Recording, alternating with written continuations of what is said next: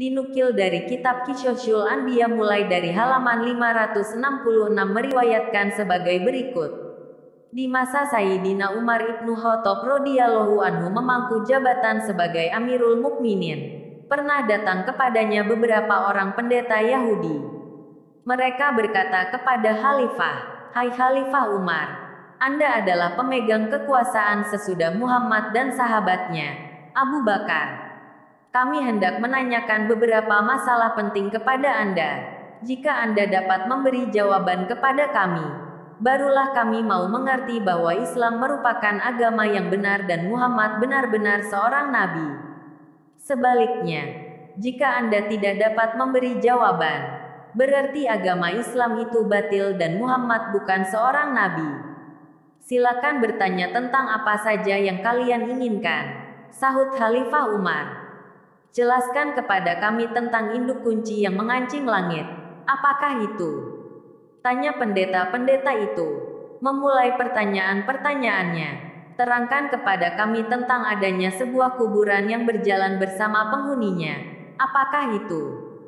"Tunjukkan kepada kami tentang suatu makhluk yang dapat memberi peringatan kepada bangsanya, tetapi ia bukan manusia dan bukan jin. Terangkan kepada kami tentang 5 jenis makhluk yang dapat berjalan di permukaan bumi, tetapi makhluk-makhluk itu tidak dilahirkan dari kandungan ibu atau induknya. Beritahukan kepada kami apa yang dikatakan oleh burung puyuh di saat ia sedang berkicau. Apakah yang dikatakan oleh ayam jantan dikala ia sedang berkokok? Apakah yang dikatakan oleh kuda di saat ia sedang meringkik? Apakah yang dikatakan oleh katak di waktu ia sedang bersuara? Apakah yang dikatakan oleh keledai di saat ia sedang meringkik? Apakah yang dikatakan oleh burung pipit pada waktu ia sedang berkicau?" Khalifah Umar menundukkan kepala untuk berpikir sejenak, kemudian berkata, "Bagi Umar, jika ia menjawab tidak tahu atas pertanyaan-pertanyaan yang memang tidak diketahui jawabannya, itu bukan suatu hal yang memalukan." Mendengar jawaban Khalifah Umar seperti itu, pendeta-pendeta Yahudi yang bertanya berdiri melonjak-lonjak kegirangan, sambil berkata, "Sekarang kami bersaksi bahwa Muhammad memang bukan seorang nabi, dan agama Islam itu adalah batil." Salman Al-Farisi yang ketika itu hadir, segera bangkit dan berkata kepada pendeta-pendeta Yahudi itu, "Kalian tunggu sebentar." Dia segera pergi ke rumah Sayyidina Ali bin Abi Thalib karramallahu wajhah. Setelah bertemu beliau, Salman berkata, "Ya Abul Hasan, selamatkanlah agama Islam." Sayyidina Ali bingung, lalu bertanya, "Mengapa?" Salman kemudian menceritakan apa yang sedang dihadapi oleh Khalifah Umar ibnul Khattab.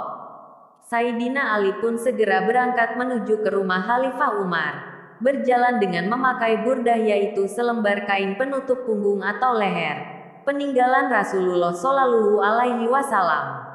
Ketika Umar melihat Ali bin Abi Thalib datang, ia bangun dari, "Ya Abul Hasan, tiap ada kesulitan besar, engkau selalu kupanggil." Setelah berhadap-hadapan dengan para pendeta yang sedang menunggu-nunggu jawaban itu, Ali bin Abi Thalib berkata, "Silakan kalian bertanya tentang apa saja yang kalian inginkan. Rasulullah Shallallahu Alaihi Wasallam sudah mengajarku 1000 macam ilmu, dan tiap jenis dari ilmu-ilmu itu mempunyai 1000 macam cabang ilmu." Pendeta-pendeta Yahudi itu lalu mengulangi pertanyaan-pertanyaan mereka. Sebelum menjawab, Ali bin Abi Thalib berkata, "Aku ingin mengajukan satu syarat kepada kalian, yaitu jika ternyata aku nanti sudah menjawab pertanyaan-pertanyaan kalian sesuai dengan yang ada di dalam Taurat, kalian bersedia memeluk agama kami dan beriman?" "Ya, baik," jawab mereka. "Sekarang tanyakanlah satu demi satu," kata Ali bin Abi Thalib. Mereka mulai bertanya, "Apakah induk kunci yang mengancing pintu-pintu langit?" Jawab Ali bin Abi Thalib, "Induk kunci itu ialah syirik kepada Allah. Sebab semua hamba Allah, baik laki-laki ataupun wanita, jika ia syirik kepada Allah, amalnya tidak akan dapat sampai ke hadirat Allah."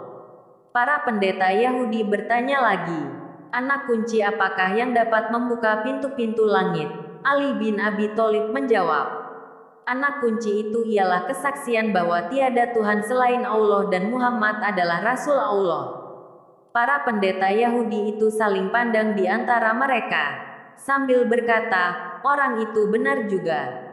Mereka bertanya lebih lanjut, terangkanlah kepada kami tentang adanya sebuah kuburan yang dapat berjalan bersama penghuninya. Jawab Ali, kuburan itu ialah ikan yang menelan Nabi Yunus putera mata. Nabi Yunus AS dibawa berkeliling ke 7 samudera. Pendeta-pendeta itu meneruskan pertanyaannya lagi. Jelaskan kepada kami tentang makhluk yang dapat memberi peringatan kepada bangsanya. Tetapi makhluk itu bukan manusia dan bukan jin. Ali bin Abi Thalib menjawab, makhluk itu ialah semut Nabi Sulaiman putera Nabi Daud alaihissalam.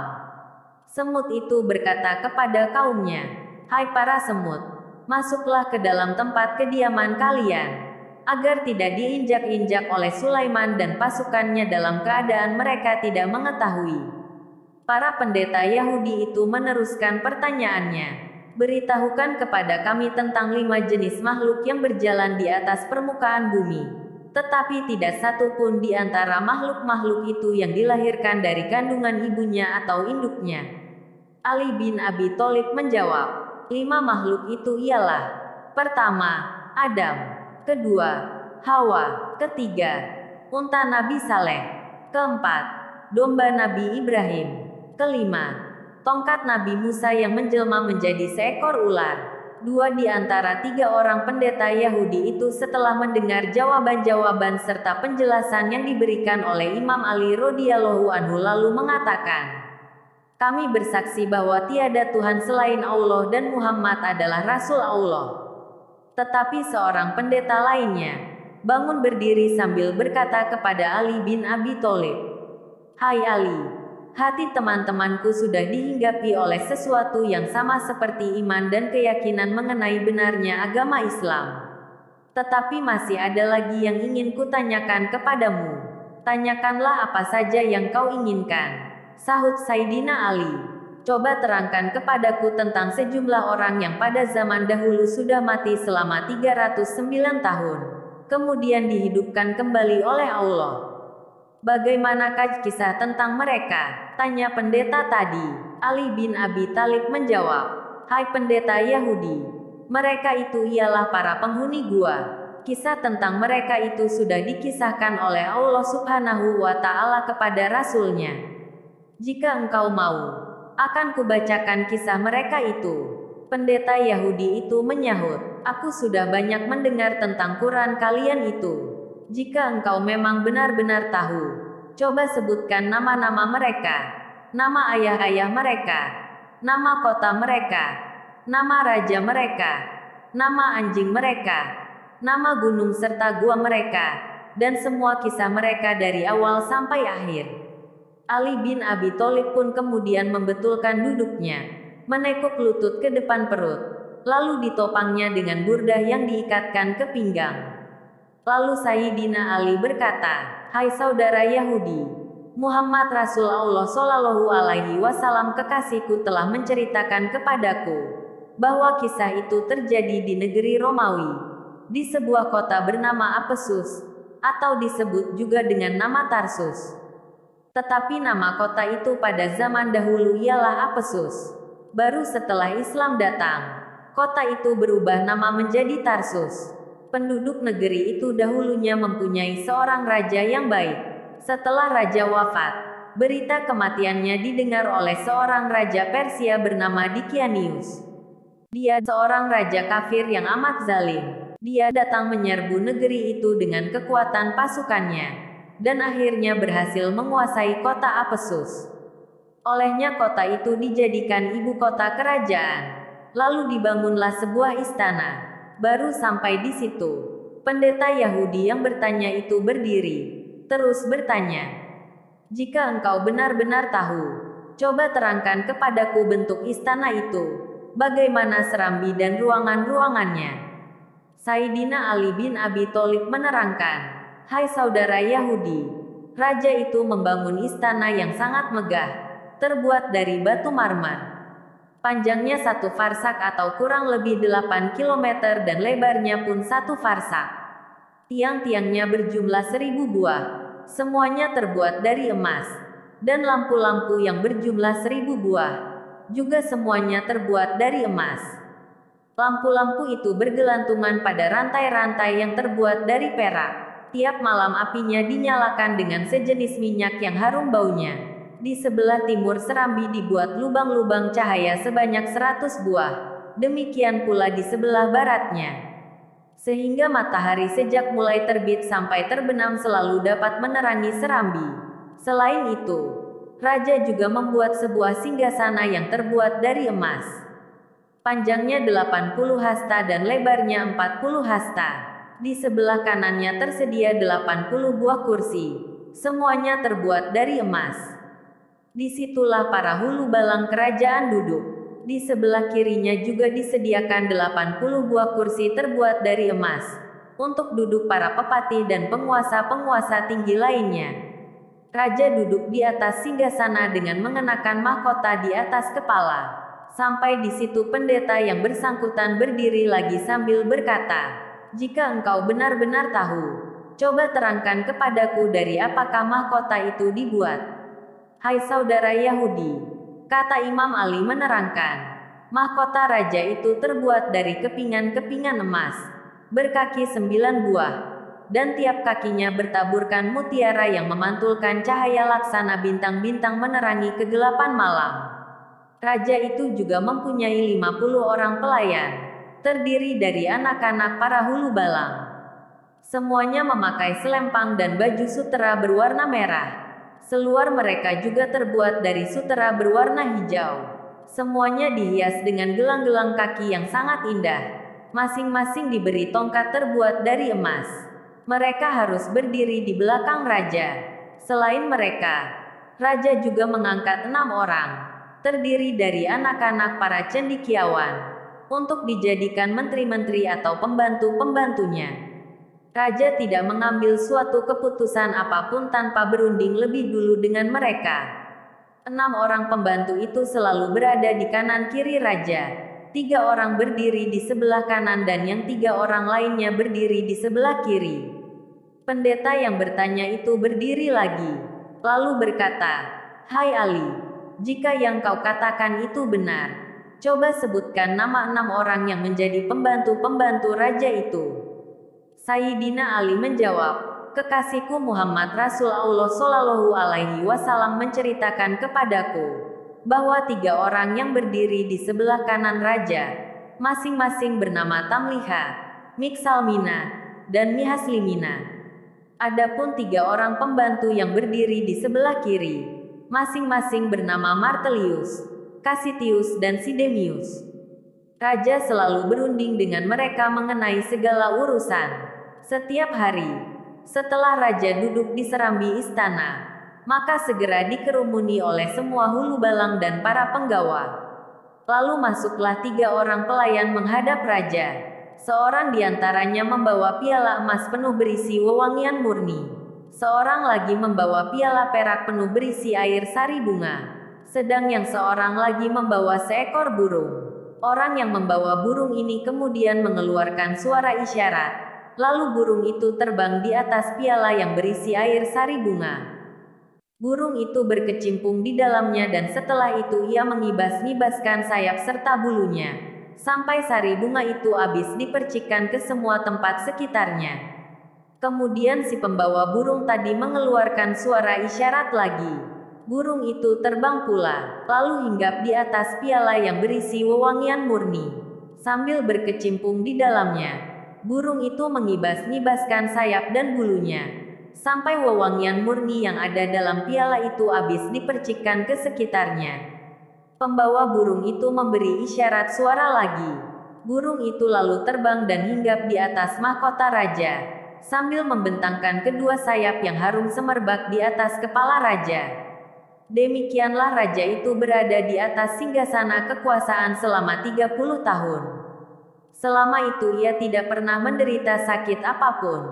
Setelah sekian lama, raja tersebut menjadi congkak. Dia mengaku dirinya sebagai Tuhan dan tidak mau lagi mengakui adanya Allah Subhanahu wa Ta'ala. Raja itu kemudian memanggil orang-orang terkemuka dari rakyatnya. Barang siapa yang taat dan patuh kepadanya, diberi pakaian dan berbagai macam hadiah lainnya.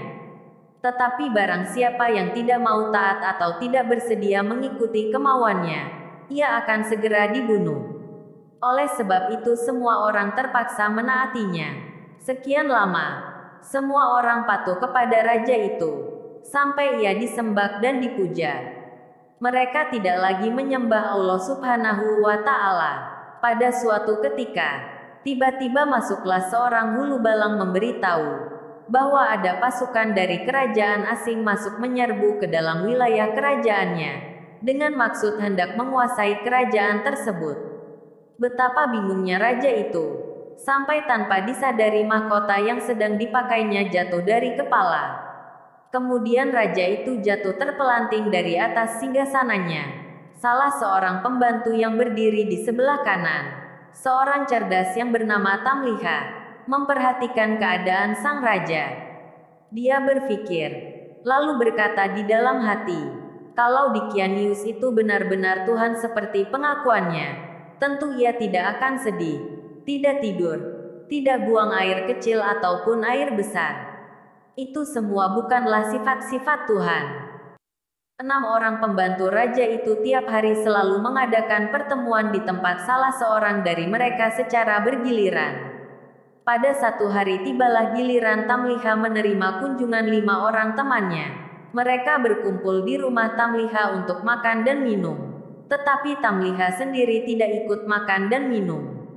Teman-temannya bertanya, "Hai Tamliha, mengapa engkau tidak mau makan dan minum?" "Teman-teman," sahut Tamliha, "hatiku sedang dirisaukan oleh sesuatu yang membuatku tidak ingin makan dan tidak ingin minum, juga tidak ingin tidur." Teman-temannya bertanya, "Apakah yang merisaukan hatimu?" "Sudah lama aku memikirkan soal langit," ujar Tamliha menjelaskan. "Aku lalu bertanya pada diriku sendiri, siapakah yang mengangkatnya ke atas sebagai atap yang sentiasa aman dan terpelihara, tanpa gantungan dari atas dan tanpa tiang yang menopangnya dari bawah? Siapakah yang menjalankan matahari dan bulan di langit itu? Siapakah yang menghias langit itu dengan bintang-bintang bertaburan? Kemudian kupikirkan juga bumi ini. Siapakah yang membentang dan menghamparkannya di cakrawala? Siapakah yang menahannya dengan gunung-gunung raksasa agar tidak bergoncang? Aku juga lama sekali memikirkan diriku sendiri. Siapakah yang mengeluarkan aku sebagai bayi dari perut ibuku? Siapakah yang memelihara hidupku dan memberi makan kepadaku?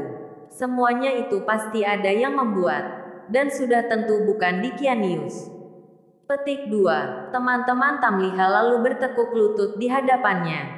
2 kaki Tamliha dicium sambil berkata, "Hai Tamliha, dalam hati kami sekarang terasa sesuatu seperti yang ada di dalam hatimu. Oleh airana itu, tunjukkanlah jalan keluar bagi kita semua." "Saudara-saudara," jawab Tamliha, "baik aku maupun kalian tidak menemukan akal selain harus lari meninggalkan raja yang zalim itu, pergi kepada Raja Pencipta langit dan bumi." "Kami setuju dengan pendapatmu," sahut teman-temannya.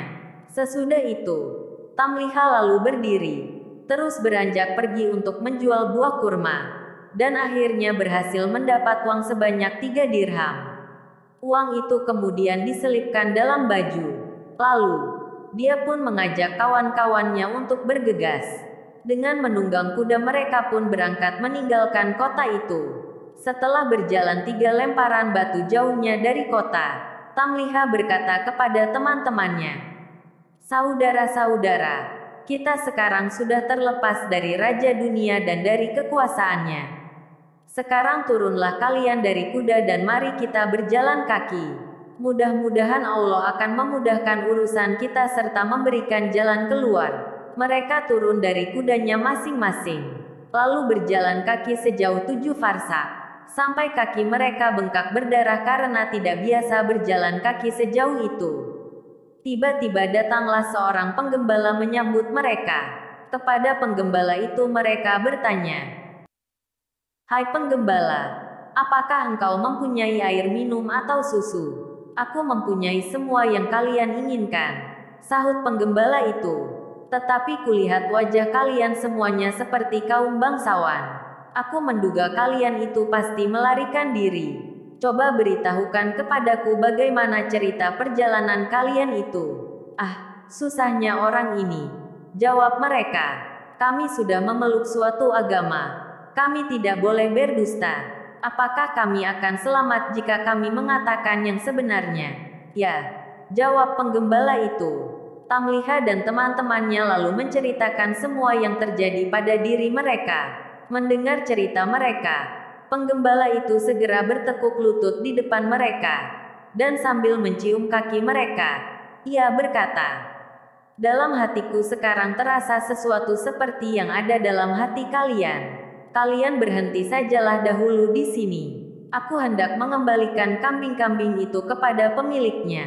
Nanti aku akan segera kembali lagi kepada kalian." Tamliha dan teman-temannya pun setuju dan mereka pun memutuskan berhenti. Penggembala itu segera pergi untuk mengembalikan kambing-kambing gembalaannya.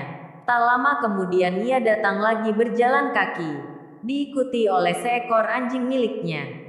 Waktu cerita Imam Ali sampai di situ, pendeta Yahudi yang bertanya melonjak berdiri lagi sambil berkata, "Hai Ali, jika engkau benar-benar tahu, coba sebutkan apakah warna anjing itu dan siapakah namanya." "Hai saudara Yahudi," kata Ali bin Abi Thalib, "kekasihku Muhammad Rasul Allah Shallallahu Alaihi Wasallam menceritakan kepadaku bahwa anjing itu berwarna kehitam-hitaman dan bernama Kitmir. Ketika 6 orang pelarian itu melihat seekor anjing, masing-masing saling berkata kepada temannya, 'Kita khawatir kalau anjing itu nantinya akan membongkar rahasia kita.' Mereka meminta kepada penggembala supaya anjing itu dihalau saja dengan batu. Anjing itu melihat kepada Tamliha dan teman-temannya, lalu duduk di atas dua kaki belakang, menggeliat, dan mengucapkan kata-kata dengan lancar dan jelas sekali. 'Hai manusia, mengapa kalian hendak mengusirku? Padahal aku ini bersaksi tiada Tuhan selain Allah. Tak ada sekutu apapun baginya. Biarlah aku menjaga kalian dari musuh. Dan dengan berbuat demikian aku mendekatkan diriku kepada Allah Subhanahu wa Ta'ala.' Anjing itu akhirnya dibiarkan saja. Mereka lalu pergi. Penggembala tadi mengajak mereka naik ke sebuah bukit. Lalu mereka mendekati sebuah gua di bukit itu. Pendeta Yahudi yang menanyakan kisah itu bangun lagi dari tempat duduknya sambil berkata, "Apakah nama gunung itu dan apakah nama gua itu?" Imam Ali menjelaskan, gunung itu bernama Naglus dan nama gua itu ialah Wasit, atau disebut juga dengan nama Heram. Ali bin Abi Thalib meneruskan ceritanya. Secara tiba-tiba di depan gua itu tumbuh pepohonan berbuah dan memancur mata air deras sekali. Mereka makan buah-buahan dan minum air yang tersedia di tempat itu. Setelah tiba waktu malam, mereka masuk berlindung di dalam gua. Sedang anjing yang sejak tadi mengikuti mereka berjaga-jaga sambil menjulurkan dua kaki depan untuk menghalang-halangi pintu gua. Kemudian Allah Subhanahu wa Ta'ala memerintahkan malaikat maut supaya mencabut nyawa mereka. Kepada masing-masing orang dari mereka Allah Subhanahu wa Ta'ala memerintahkan dua malaikat untuk membalik-balik tubuh mereka dari kanan ke kiri. Allah lalu memerintahkan matahari supaya pada saat terbit condong memancarkan sinarnya ke dalam gua dari arah kanan. Dan pada saat hampir terbenam supaya sinarnya mulai meninggalkan mereka dari arah kiri. Suatu ketika waktu Raja Dikianius baru saja selesai berpesta, ia bertanya tentang 6 orang pembantunya. Dia dan mendapat jawaban bahwa mereka itu melarikan diri. Raja Dikianius sangat gusar. Bersama 80.000 pasukan berkuda ia cepat-cepat berangkat menyelusuri jejak 6 orang pembantu yang melarikan diri. Dia naik ke atas bukit, kemudian mendekati gua. Dia melihat 6 orang pembantunya yang melarikan diri itu sedang tidur berbaring di dalam gua. Dia tidak ragu-ragu dan memastikan bahwa 6 orang itu benar-benar sedang tidur. Kepada para pengikutnya dia berkata, "Kalau aku hendak menghukum mereka, tidak akan kujatuhkan hukuman yang lebih berat dari perbuatan mereka yang telah menyiksa diri mereka sendiri di dalam gua. Panggillah tukang-tukang batu supaya mereka segera datang kemari." Setelah tukang-tukang batu itu tiba, mereka diperintahkan menutup rapat pintu gua dengan batu-batu. Selesai dikerjakan, raja berkata kepada para pengikutnya, "Katakanlah kepada mereka yang ada di dalam gua, kalau benar-benar mereka itu tidak berdusta supaya minta tolong kepada Tuhan mereka yang ada di langit, agar mereka dikeluarkan dari tempat itu." Dalam gua tertutup rapat itu, mereka tinggal selama 309 tahun. Setelah masa yang amat panjang itu, Allah Subhanahu wa Ta'ala mengembalikan lagi nyawa mereka. Pada saat matahari sudah mulai memancarkan sinar, mereka merasa seakan-akan baru bangun dari tidurnya masing-masing. Yang seorang berkata kepada yang lainnya, "Malam tadi kita lupa beribadah kepada Allah. Mari kita pergi ke mata air." Setelah mereka berada di luar gua, tiba-tiba mereka lihat mata air itu sudah mengering kembali dan pepohonan yang ada pun sudah menjadi kering semuanya. Allah Subhanahu wa Ta'ala membuat mereka mulai merasa lapar. Mereka saling bertanya, "Siapakah di antara kita ini yang sanggup dan bersedia berangkat ke kota untuk membeli makanan? Tetapi yang akan pergi ke kota nanti supaya berhati-hati. Jangan sampai membeli makanan yang dimasak dengan lemak babi." Tamliha kemudian berkata, "Hai saudara-saudara, biar aku saja yang berangkat untuk mencari makanan. Tetapi, hai penggembala, berikanlah bajumu kepadaku dan ambillah bajuku ini." Setelah Tamliha memakai baju penggembala, dia berangkat menuju ke kota. Sepanjang jalan dia melewati jalan-jalan yang belum pernah dilaluinya dan tempat-tempat yang sama sekali belum pernah dikenalnya. Setibanya dekat pintu gerbang kota, dia melihat bendera hijau berkibar di angkasa bertuliskan, "Tiada Tuhan selain Allah dan Isa adalah Ruh Allah." Tamliha berhenti sejenak memandang bendera itu sambil mengusap-usap mata, lalu berkata seorang diri, "Kusangka aku ini masih tidur." Setelah agak lama memandang dan mengamati bendera, ia meneruskan perjalanan memasuki kota. Dilihatnya banyak orang sedang membaca Injil, telah berpapasan dengan orang-orang yang belum pernah dikenal. Setibanya di sebuah pasar ia bertanya kepada seorang penjajah roti, "Hai tukang roti, apakah nama kota kalian ini?" "Apesus," sahut penjual roti itu. "Siapakah nama raja kalian?" tanya Tamliha lagi. "Abdurrahman," jawab penjual roti. "Kalau yang kau katakan itu benar," kata Tamliha, "ini sungguh aneh sekali. Ambillah uang ini dan berilah makanan kepadaku." Melihat uang itu, penjual roti keheranan, karena uang yang dibawa Tamliha itu uang zaman lampau, yang ukurannya lebih besar dan lebih berat. Pendeta Yahudi yang bertanya itu kemudian berdiri lagi, lalu berkata kepada Ali bin Abi Thalib, "Hai Ali, kalau benar-benar engkau mengetahui, coba jelaskan kepadaku, berapa nilai uang lama itu dibanding dengan uang baru?" Sayyidina Ali menerangkan, "Kekasihku Muhammad Rasul Allah Subhanahu wa Ta'ala menceritakan kepadaku, bahwa uang yang dibawa oleh Tamliha dibanding dengan uang baru, ialah tiap dirham lama sama dengan 10 dan 2/3 dirham baru." Sayyidina Ali kemudian melanjutkan ceritanya. Penjual roti lalu berkata kepada Tamliha, "Alangkah beruntungnya aku. Rupanya engkau baru menemukan harta karun. Berikan semua itu kepadaku. Kalau tidak, engkau akan kulaporkan kepada raja." "Aku tidak menemukan harta karun," sangkal Tamliha. "Uang ini ku dapat 3 hari yang lalu dari hasil penjualan buah kurma seharga 3 dirham. Aku kemudian meninggalkan kota ini karena semua orang menyembah Dikianius." Penjual roti itu pun marah. Lalu dia berkata, "Apakah setelah engkau menemukan harta karun masih juga tidak mau menyerahkan sisa uangmu itu kepadaku? Lagi pula engkau telah menyebut-nyebut seorang raja durhaka yang mengaku diri sebagai Tuhan." Padahal raja itu sudah mati lebih dari 300 tahun yang silam. Apakah dengan begitu engkau hendak mengolok-olok aku? Tamliha lalu ditangkap, kemudian dibawa pergi menghadap raja. Raja yang baru ini seorang yang dapat berpikir dan bersikap adil. Raja bertanya kepada orang-orang yang membawa Tamliha, bagaimana cerita tentang orang ini? Dia menemukan harta karun. Jawab orang-orang yang membawanya. Kepada Tamliha, raja berkata, engkau tak perlu takut. Nabi Isa AS memerintahkan supaya kami hanya memungut 1/5 saja dari harta karun itu. Serahkanlah yang 1/5 itu kepadaku, dan selanjutnya engkau akan selamat. Tamliha menjawab, tuanku, aku sama sekali tidak menemukan harta karun. Aku adalah penduduk kota ini. Raja bertanya sambil keheranan, engkau penduduk kota ini? Ya, benar, sahut Tamliha. Adakah orang yang kau kenal? Tanya raja lagi. Ya, ada, jawab Tamliha. Coba sebutkan siapa namanya. Perintah raja. Tamliha menyebut nama-nama kurang lebih 1.000 orang. Tetapi tak ada satu nama pun yang dikenal oleh raja atau oleh orang lain yang hadir mendengarkan.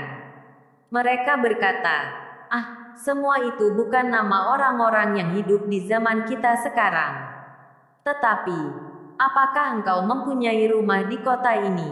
Iya, jawab Tamliha, tuanku, utuslah seseorang bersama aku. Raja kemudian memerintahkan beberapa orang menyertai Tamliha pergi. Oleh Tamliha mereka diajak menuju ke sebuah rumah yang paling tinggi di kota itu. Setibanya di sana, Tamliha berkata kepada para pengawal yang mengiringnya, inilah rumahku. Pintu rumah itu pun diketuk. Lalu tak lama kemudian keluarlah seorang lelaki yang sudah sangat lanjut usia. Sepasang alis di bawah keningnya sudah putih dan mengkerut hampir menutupi mata karena sudah terlampau tua. Orang tua itu terperanjat ketakutan, lalu bertanya kepada orang-orang yang datang, ada perlu apa? Utusan raja yang menyertai Tamliha menyahut, orang muda ini mengaku rumah ini adalah rumahnya. Orang tua itu marah, lalu memandang kepada Tamliha, sambil mengamat-amati. Ia bertanya, siapa namamu? Aku Tamliha anak Filistin. Orang tua itu lalu berkata, coba ulangi lagi. Tamliha menyebut lagi namanya. Tiba-tiba orang tua itu berlutut di depan kaki Tamliha sambil berucap, ini adalah datukku, demi Allah. Ia salah seorang di antara orang-orang yang melarikan diri dari Dikianius, Raja Durhaka. Kemudian diteruskannya dengan suara terharu. Dia lari berlindung kepada Yang Maha Perkasa, Pencipta langit dan bumi. Nabi kita, Isa alaihi salam, dahulu telah memberitahukan kisah mereka kepada kita dan mengatakan bahwa suatu saat mereka akan dihidupkan kembali. Peristiwa yang terjadi di rumah orang tua itu pun selanjutnya dilaporkan kepada raja. Dengan menunggang kuda, raja segera berangkat menuju ke tempat Tamliha yang sedang berada di rumah orang tua tadi. Setelah melihat Tamliha, raja segera turun dari kuda. Oleh raja Tamliha diangkat ke atas pundak. Sedangkan orang-orang beramai-ramai mencium tangan dan kaki Tamliha sambil bertanya-tanya. Hai Tamliha, bagaimana keadaan teman-temanmu? Kepada mereka Tamliha memberitahu bahwa semua temannya masih berada di dalam gua. Pada masa itu kota Apesus diurus oleh 2 orang bangsawan istana. Seorang beragama Islam dan seorang lainnya lagi beragama Nasrani. 2 orang bangsawan itu bersama pengikutnya masing-masing pergi membawa Tamliha menuju ke gua. Demikian Saidina Ali melanjutkan ceritanya. Teman-teman Tamliha semuanya masih berada di dalam gua itu. Setibanya dekat gua, Tamliha berkata kepada 2 orang bangsawan dan para pengikut mereka, aku khawatir kalau sampai teman-temanku mendengar suara tapak kuda atau bunyi senjata. Mereka pasti menduga Dikianius datang dan mereka akan mati semua. Oleh karena itu lebih baik kalian berhenti saja di sini. Biarlah aku sendiri yang akan menemui dan memberitahu mereka. Semua berhenti menunggu dan Tamliha masuk seorang diri ke dalam gua. Melihat Tamliha datang, teman-temannya berdiri kegirangan. dan Tamliha dipeluknya kuat-kuat. Kepada Tamliha mereka berkata, "Puji dan syukur bagi Allah yang telah menyelamatkan dirimu dari Dikianius." Tamliha bertanya, "Ada urusan apa dengan Dikianius? Tahukah kalian, sudah berapa lamakah kalian tinggal di sini?" "Kami tinggal sehari atau beberapa hari saja," jawab mereka. "Tidak," sangkal Tamliha, "kalian sudah tinggal di sini selama 309 tahun. Dikianius sudah lama meninggal dunia. Generasi demi generasi sudah lewat silih berganti, dan penduduk kota itu sudah beriman kepada Allah yang Maha Agung. Mereka sekarang datang untuk bertemu dengan kalian." Teman-teman Tamliha menyahut, "Hai Tamliha, apakah engkau hendak menjadikan kami ini orang-orang yang menggemparkan seluruh dunia? Lantas apa yang kalian inginkan?" Tamliha kembali bertanya, "Angkatlah tanganmu ke atas dan kami pun akan berbuat seperti itu juga," jawab mereka. Lalu mereka bertujuh semua mengangkat tangan ke atas, kemudian berdoa, "Ya Allah, dengan kebenaran yang telah Kau perlihatkan kepada kami tentang keanehan-keanehan yang kami alami sekarang ini, cabutlah kembali nyawa kami tanpa pengetahuan orang lain." Allah Subhanahu wa Ta'ala mengabulkan permohonan mereka, lalu memerintahkan malaikat maut mencabut kembali nyawa mereka. Kemudian Allah Subhanahu wa Ta'ala melenyapkan pintu gua tanpa bekas. Dua orang bangsawan yang menunggu-nunggu di luar gua bergerak maju mendekati gua, berputar-putar selama 7 hari untuk mencari pintunya, tetapi tanpa hasil. Tak dapat ditemukan lubang atau jalan masuk lainnya ke dalam gua. Pada saat itu dua orang bangsawan tadi menjadi yakin tentang betapa hebatnya kekuasaan Allah Subhanahu wa Ta'ala. Dua orang bangsawan itu memandang semua peristiwa yang dialami oleh para penghuni gua sebagai peringatan yang diperlihatkan Allah kepada mereka. Bangsawan yang beragama Islam lalu berkata, "Mereka mati dalam keadaan memeluk agamaku. Akan kudirikan sebuah tempat ibadah di pintu gua itu." Sedang bangsawan yang beragama Nasrani berkata pula, "Mereka mati dalam keadaan memeluk agamaku. Akan kudirikan sebuah biara di pintu gua itu." Dua orang bangsawan itu bertengkar, dan setelah melalui pertikaian senjata, akhirnya bangsawan Nasrani terkalahkan oleh bangsawan yang beragama Islam. Dengan terjadinya peristiwa tersebut, maka Allah berfirman, "Dan begitulah kami menyerempakkan mereka, supaya mereka mengetahui bahwa janji Allah adalah benar, dan tidak ada keraguan padanya. Apabila mereka berbantahan antara mereka dalam urusan mereka, maka mereka berkata, 'Binalah di atas mereka satu bangunan.' Pemelihara mereka sangat mengetahui mengenai mereka. Berkata orang-orang yang menguasai atas urusan mereka, 'Kami akan membina di atas mereka sebuah masjid.'" Sampai di situ Sayyidina Ali bin Abi Thalib berhenti menceritakan kisah para penghuni gua. Kemudian berkata kepada pendeta Yahudi yang menanyakan kisah tersebut, "Itulah hai saudara Yahudi, apa yang telah terjadi dalam kisah mereka? Demi Allah, sekarang aku hendak bertanya kepadamu, apakah semua yang kuceritakan itu sesuai dengan apa yang tercantum dalam Taurat kalian?" Pendeta Yahudi itu menjawab, "Ya Abal Hasan, engkau tidak menambah dan tidak mengurangi, walau satu huruf pun. Sekarang engkau jangan menyebut diriku sebagai orang Yahudi, sebab aku telah bersaksi bahwa tiada Tuhan selain Allah dan bahwa Muhammad adalah hamba Allah serta Rasul-Nya. Aku pun bersaksi juga bahwa engkau orang yang paling berilmu di kalangan umat ini." Demikianlah kisah tentang para penghuni gua Ashabul Kahfi. Kutipan dari kitab Qisyosul Anbiya yang tercantum dalam kitab Fado, Ilul Qomsah Minas Sihahis Sitah, karya As-Sayyid Murtado Al-Husaini Al-Farus Abad, dalam menunjukkan banyaknya ilmu pengetahuan yang diperoleh Sayyidina Ali bin Abi Thalib.